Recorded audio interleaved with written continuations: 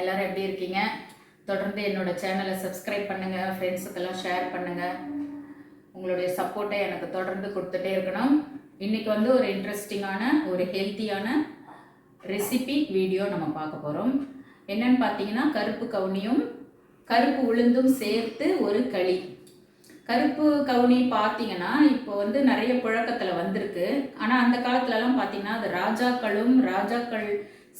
ராஜாக்கள் குடும்பத்தை சேர்ந்தவங்களும் பயன்படுத்துகிற ஒரு காஸ்ட்லியான ரைஸ் அது. இப்போ தான் வந்து அதோட பயன் தெரிஞ்சு எல்லாருமே வந்து பயன்படுத்த ஆரம்பிச்சிருக்காங்க. அந்த காலத்தில் ஏன் பயன்படுத்தலைன்னா, சொல்லும்போது அது பணக்கார உணவு அப்படின்ற மாதிரி நம்மளெல்லாம் யூஸ் பண்ணாதபடிக்கு ராஜாக்கள் எல்லாம் தடுத்து விட்டதாக ஒரு வரலாறு இருக்குது. இப்போ வந்து அதோட பயன் தெரிஞ்சு எல்லாருமே கொஞ்சம் நிலம் இருந்தால் கூட அதில் பயிரிட்டு உபயோகப்படுத்திட்டு வராங்க. இதுக்கு என்ன ஒரு சிறப்பு பார்த்தீங்கன்னா, கருப்பு கவுனி வந்து பார்த்திங்கன்னா கேன்சரை கூட சரி பண்ணுது அப்படின்னு சொல்லிட்டு சொல்கிறாங்க. இது வந்து ப்ரூவன் ஆகிருக்கு. ஒரு கேன்சர் பேஷண்ட்டுக்கு இந்த ரைஸ் மட்டுமே கொடுத்து அது வந்து சரி ஆயிருக்குன்றது என்னோட ரிலேஷன் பக்கத்தில் வந்து நான் வந்து பார்த்தேன், கண்கூடாவே பார்த்தேன்.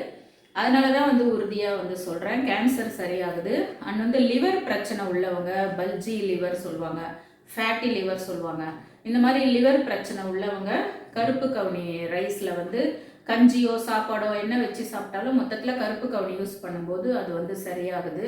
நிறைய பயன்கள் இருக்குது இந்த கருப்பு கவுனியில். நம்மளோட உடம்புல தேவையில்லாத கொழுப்புக்களை வந்து கரைக்கிற தன்மை இருக்குது. அண்ட் வந்து நார்ச்சத்து வந்து இதில் ரொம்ப அதிகமாக இருக்குது. பார்த்தீங்கன்னா மற்ற ரைஸில் இருக்கிறத விட இதில் வந்து கார்போஹைட்ரேட் ரொம்ப கம்மியாக இருக்கிறதுனால சுகர் பேஷண்ட்டெல்லாம் இதை வந்து எடுத்துக்க சொல்லி டாக்டர்ஸே இப்போ நிறைய ரெஃபர் பண்ணுறாங்க. அதனால் கருப்பு கவுனியை வந்து இந்த ரெசிப்பியில் நான் சேர்த்துருக்கேன். அதே மாதிரி கருப்பு உளுந்து பார்த்தீங்கன்னா, நம்ம வந்து சின்ன வயசில் நம்ம பெண்கள் பூ பெய்தும் போது அந்த காலத்துலலாம் கொடுப்பாங்க, இன்னமும் கொடுத்துட்டு தான் இருக்காங்க. அந்த உளுந்தங்களின்னு சொல்லுவாங்க. அந்த உளுந்தை வந்து வறுத்து பொடி பண்ணி களி கிண்டி கொடுப்பாங்க. இது எதுக்கு கொடுப்பாங்கன்னா, எலும்புகளை வந்து வலுவாக்கும். பெண்களுக்கு வந்து இது கண்டிப்பாக கொடுத்தே ஆகணும், சாப்பிடணும். எலும்பை வந்து வலுவாக்கும், இடுப்பு வலிலாம் வராமல் இருக்கும். எவ்வளோ வேலை செஞ்சாலும் நமக்கு வந்து அந்த இடுப்பு வந்து ஸ்ட்ராங்காக இருக்கணும். அதுக்காக இந்த களி வந்து கொடுப்பாங்க. ஃப்ராக்சர் ஆன இடத்துல இந்த புத்தூர் கட்டெல்லாம் போனீங்கன்னா அந்த உளுந்து தான் வந்து அரைச்சி வந்து தடவி அந்த இதுக்கு ஜாயின் பண்ணுவாங்க. இதெல்லாம் நான் பார்த்துருக்கேன். அதனால் இன்றைக்கி ரெசிப்பியில் வந்து இந்த கருப்பு கவுனி அரிசியும் கருப்பு உளுந்தும் சேர்ந்த மாதிரி ஒரு களி கிண்டி நம்ம வச்சுக்கிட்டோம் அப்படின்னா அது டெய்லி ஒரு உருண்டை நமக்கு சாப்பிடும்போது இதில் இருக்க எல்லா பயன்களும் சேர்த்து நம்ம உடலுக்கு கிடைக்கும். அதனால் இன்றைக்கி வந்து இதை வந்து நான் தேர்வு பண்ணியிருக்கேன். வாங்க வீடியோக்குள்ளே போகலாம்.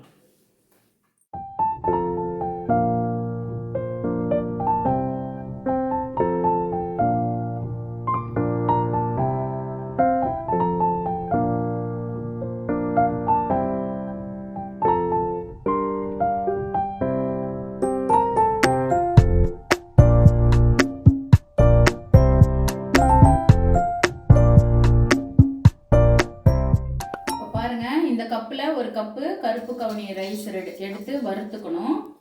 அதே மாதிரி கருப்பு உளுந்து எடுத்துட்டு வறுத்து பொடி பண்ணி வச்சுருக்கேன் பாருங்கள். இது உளுந்து பொடி பண்ணி வச்சுருக்கேன், கருப்பு கவுனி ரைஸ் பொடி பண்ணி வச்சுருக்கேன். ஓகேங்களா?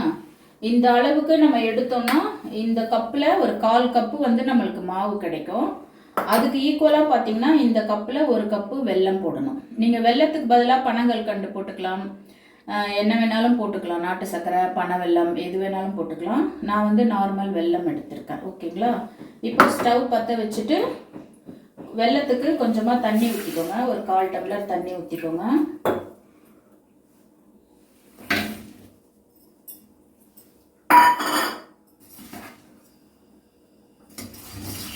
வெல்லத்தை வந்து கரைச்சிக்கோங்க. கரைச்சிட்டு வடிகட்டிக்கலாம். ஏன்னு கேட்டிங்கன்னா இதில் வந்து மண் இருக்கும் இல்லையா, அதனால தான் எப்போவுமே வெல்லத்தை போட்டு ஒரு பலகாரம் செய்யும்போது நம்ம கரைச்சி வடிகட்டி தான் எடுப்போம். அது எல்லாருக்கும் தெரிஞ்ச விஷயம்தான். பாருங்கள், வெல்லம் வந்து நல்லா கரைஞ்சிருச்சு.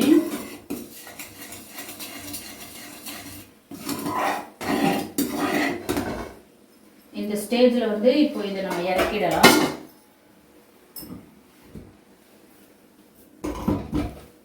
இறக்கிட்டு ஒரு பேன் வச்சுக்கோங்க.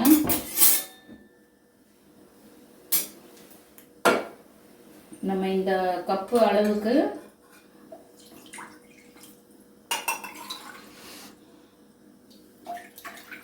ரெண்டரை டம்ளர் தண்ணி ஊற்றிக்கோங்க.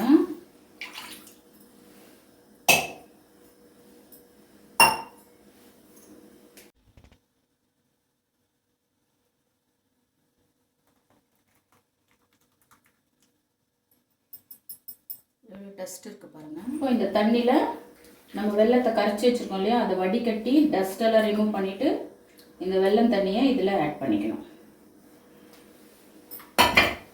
இப்போ இது நல்லா கொதிச்சு வரணும். 1 பிஞ்ச் உப்பு போட்டுக்கோங்க. எந்த பொருளுமே வந்து இனிப்பு பண்டம் செய்யும்போது நம்ம உப்பு போட்டால் தான் டேஸ்ட்டு கொடுக்கும். ஒரு சிட்டிகை போட்டுக்கோங்க.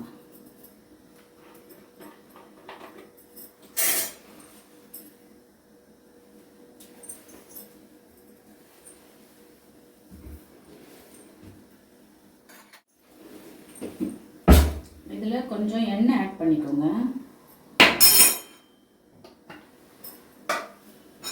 ஏன்னு கேட்டால் நெக்ஸ்ட்டு நம்ம மாவு போட்டு கிண்ட போகிறோம். மாவு போடும்போது என்ன ஆகும், நமக்கு உருண்டை கட்டாமல் வரும். தண்ணியிலேயே வந்து எண்ணெய் ஆட் பண்ணிட்டீங்க அப்படின்னா. ஓகேங்களா? இப்போ வந்து இது வந்து நல்லா கொதி வரட்டும்.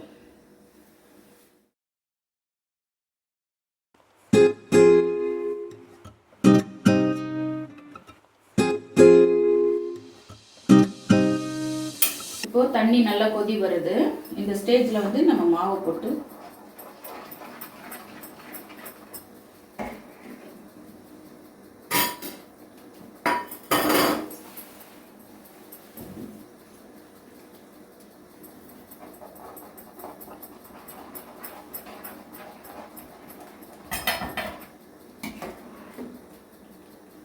நம்ம இதை ஆல்ரெடி இதில் கொஞ்சம் எண்ணெய் ஊற்றிருக்கோம். அதனால் வந்து உருண்டெல்லாம் கட்டாது. இது நமக்கு ஈஸியாக வந்து கிண்டுறதுக்கு ஈஸியாக இருக்கும்.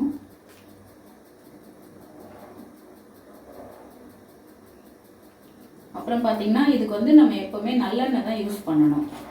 இந்த உளுந்து களிக்காகட்டும், எந்த ஒரு களி கிண்டினாலும் நம்ம வந்து நல்லெண்ணெய் இல்லைன்னா நெய் யூஸ் பண்ணோம்னா நம்ம உடம்புக்கு ரொம்ப நல்லது. நெய்யை விட நல்லெண்ணெய் ரொம்ப நல்லது. எலும்புக்கெல்லாம் ஸ்ட்ரென்த்து கொடுக்கறது வந்து நல்லெண்ணெய் தான். அதனால நல்லெண்ணெய் மட்டும் இதுக்கு யூஸ் பண்ணுங்க. சரிங்களா?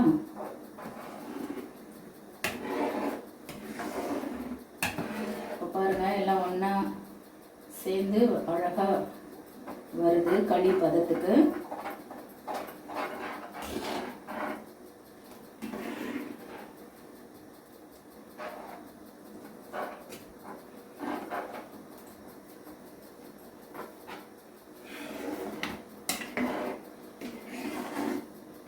நம்ம அந்த தண்ணியிலே நல்லெண்ணெய் ஆட் பண்ணதுனால தான் உங்களுக்கு அடி பிடிக்காமையும் இருக்கும். ஈஸியாக நம்ம கிளறதுக்கு ரொம்ப ஈஸியாக இருக்கும், அடி பிடிக்காம. அதுக்கப்புறம் நல்லா சுருண்டு வந்ததுக்கப்புறம் நம்ம இன்னும் கொஞ்சம் எண்ணெய் வந்து ஆட் பண்ணிக்கலாம்.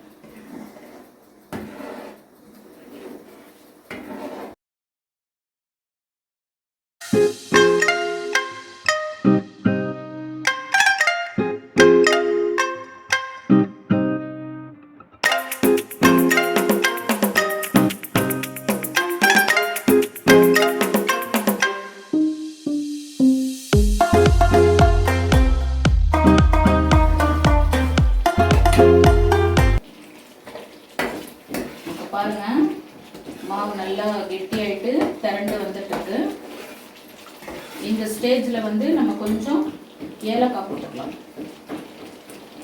நல்லா ஒரு 1/4 ஸ்பூன் அளவுக்கு ஏலக்காய் போட்டுக்கோங்க. ஏலக்காவுமே உடம்புக்கு ரொம்ப நல்லது. நல்லா பசியை தூண்டும், நல்ல ஜீரண சக்தியை கொடுக்கும். அதனால் ஏலக்காய் வந்து ஒரு 1/4 ஸ்பூன்லேருந்து ஒரு 1/2 ஸ்பூன் கூட நீங்கள் சேர்த்துக்கலாம்.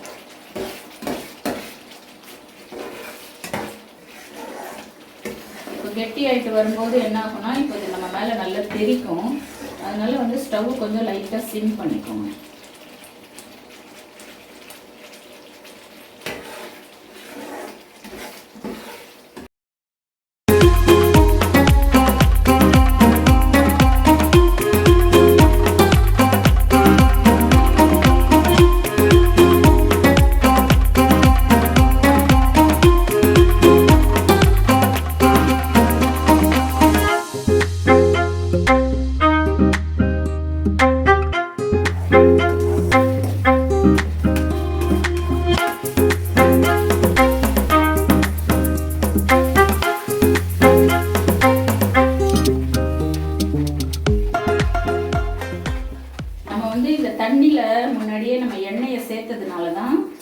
இந்த மாதிரி ஒரு ஈவனாக அழகாக வந்து திரண்டு வந்துட்டு இருக்கு.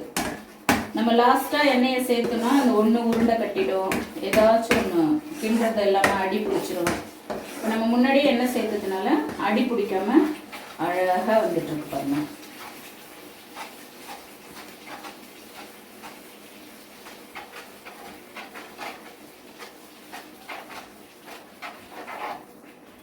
பாருங்க இப்போ நல்லா களி வந்து களி பதத்துக்கு நல்லா திரண்டு வந்துருச்சு. இந்த பதம் போதும். இது நம்ம ஆஃப் பண்ணிட்டோன்னா இன்னும் கொஞ்சம் நல்லா வந்து இறுகி கெட்டி ஆகிடும். ஓகேங்களா? இந்த பதத்துக்கு நம்ம ஆஃப் பண்ணிடலாம். இந்த களியை வந்து நம்ம செய்து வச்சுட்டு இடுப்பு வலி முதுகு வலி இருக்கிறவங்க எல்லாமே வந்து இது டெய்லி கொஞ்சம் கொஞ்சம் சாப்பிட்டாங்க அப்படின்னா கண்டிப்பாக வந்து நாள்பட இதை ரெகுலராக எடுத்துக்கும் போது நம்மளுக்கு வந்து எல்லா வலியுமே சரியாகும். ட்ரை பண்ணி பாருங்கள்.